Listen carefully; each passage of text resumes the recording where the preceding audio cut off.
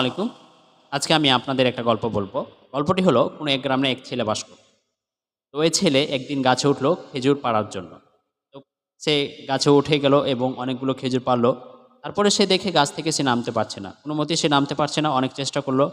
অবশেষে গ্রামের লোকজন এসে জড়ো হলো এবং তাকে কিভাবে বাঁচানো যায় এবং তাকে কিভাবে গাছ থেকে নামানো যায় সে প্রচেষ্টা করছিল সবাই, কিন্তু কোনোমতে কেউ পারছিল না। তো ওই গ্রামের এক খুব জ্ঞানী গুণী মানুষ আসলো, এক এক ব্যক্তি আসলো এবং তাকে কিভাবে উদ্ধার করা যায় সেই প্রচেষ্টা তিনিও করছিলেন। তিনি ফের আবার এক কাজ করতেন। কুয়ো থেকে তিনি জল উঠাতেন, আবার কুয়ো থেকে মানুষজন পড়ে গেলে কিভাবে তাকে উদ্ধার করা যায় সেই কাজ তিনি করতেন। তো সেম কাজটি ওই ছেলেটাকে করতে বললেন। তিনি ওই ব্যক্তিটিকে ছেলেটাকে একটা দড়ি ধরে দিলেন এবং দড়ি ধরে দেওয়ার পর তাকে পায়ে বেঁধে দিতে বললেন। তো ওই ছেলেটি পায়ে তার দড়িগুলো বেঁধে দিল এবং নিচ থেকে মানুষজনকে টানতে বলল।